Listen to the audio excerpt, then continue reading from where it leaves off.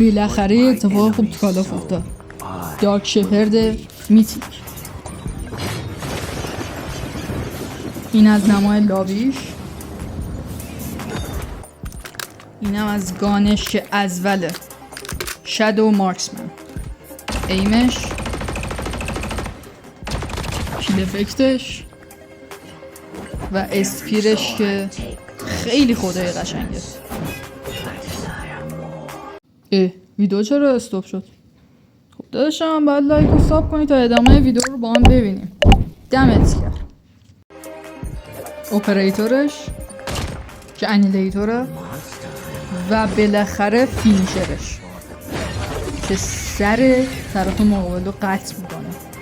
کلاس مخصوصش هم ریواینده که آپگریدش کنی خیلی قشنگتر هم میشه. لوت باکسش رو دیدیم با هم